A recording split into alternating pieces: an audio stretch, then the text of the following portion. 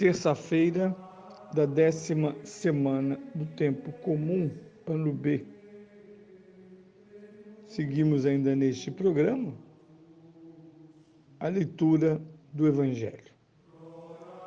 Eu sou o Padre Pedro Paulo e começamos agora mais um programa, A Bíblia no Mundo de hoje. Bem, havíamos analisado essa primeira grande parte do Evangelho, no qual Jesus apresenta a blasfêmia contra o Espírito Santo, baseado no impropério da afirmação caluniosa de escribas, fariseus e outros. Que Jesus exorciza os demônios em nome do próprio Satanás.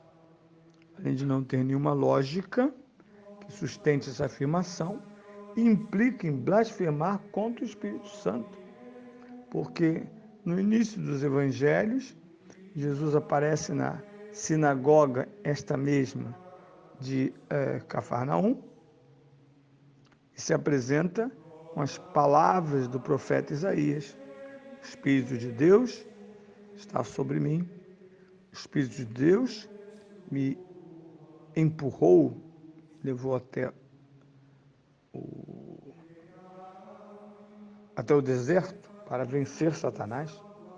O Espírito Santo é a força da própria encarnação, que nascer de ti, o Santo, ele é obra do Espírito Santo, que age e fecunda o seio virginal de Santa Maria. Portanto, o que é blasfêmia? Dizer que Jesus age sob a influência do próprio Satanás ou Beelzebul. Jesus sentencia: não terá perdão. Todos os outros pecados são perdoáveis. Mas quando eu peco contra o perdão, vejam que lá em São João, no dia da Páscoa, Jesus está no cenáculo com seus discípulos, ele surge, se manifesta como ressuscitado, e quando então ele, depois de mostrar os lados, as mãos e o lado aos apóstolos, ele então sopra sobre eles e diz: recebei o Espírito Santo. É o que nós chamamos o dia de Pentecostes da tradição joanina.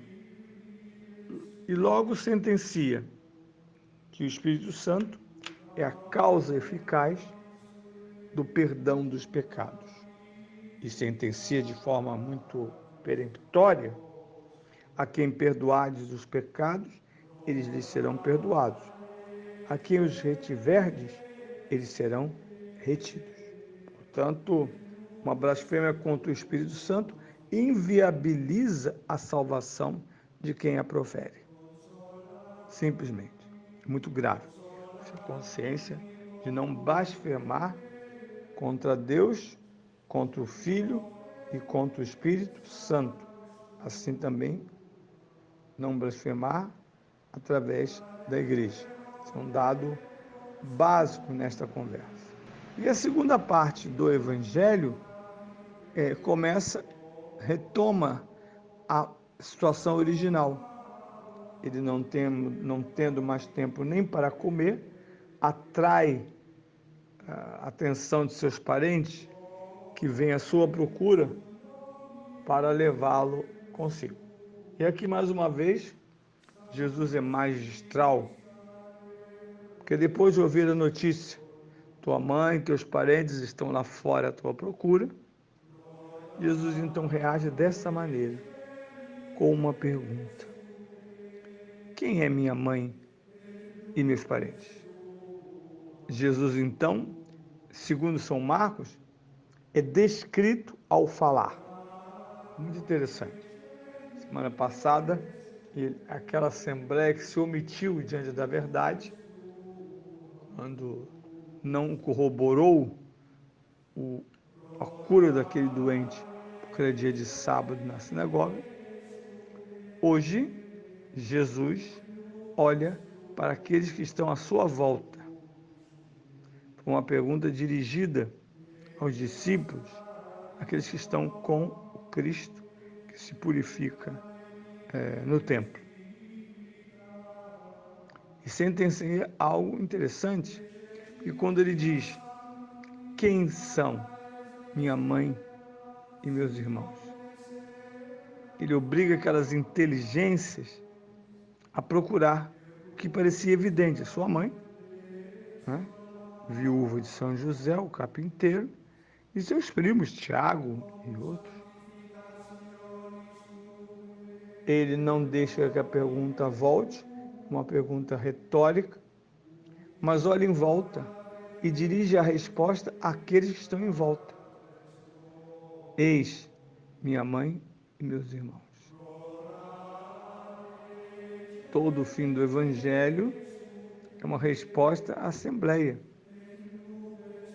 Quem fizer a vontade de Deus é meu irmão, minha irmã e minha mãe.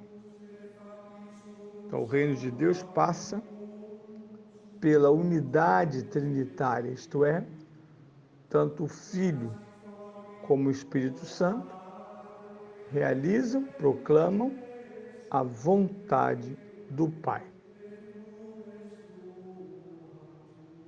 E isso é reafirmar sua família, sobretudo sua mãe. Ela não é simplesmente a origem biológica de Jesus, e o é, mas ela vive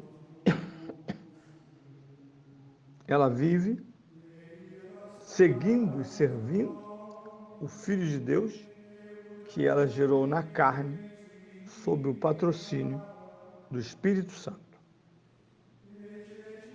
Quem é minha mãe?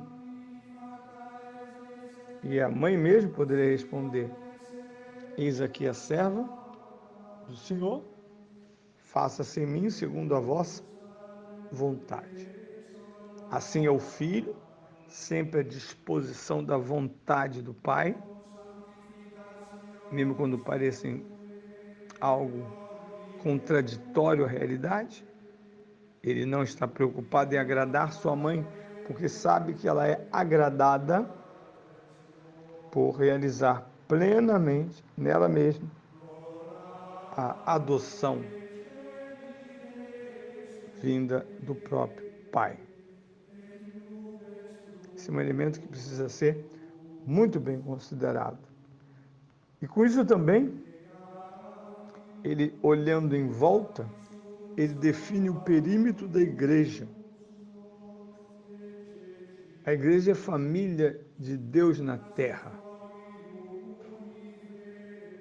Exatamente porque esta comunidade materna e fraterna realiza tudo que o Cristo veio fazer nela mesma, pois ela crê no poder do Filho em tornar-nos a nós mesmos filhos de Deus pelo batismo.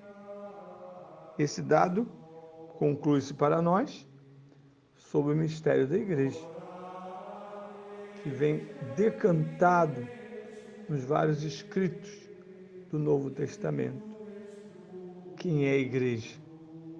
É a comunidade daqueles que, por cumprir fielmente a vontade do Pai, foram irmanados ao Filho. Nós chamamos isso adoção filial, que está lá, bem límpida, naquilo que é a identidade, a missão e a eficácia da igreja. Não há igreja onde não houver unidade entre a cabeça, que é o Cristo, e o seu corpo, com as diferenças de membros, com as tarefas diversas, com assentos internos diversos. Uma diferença que só existe válida porque parte da única e mesma vontade do Pai.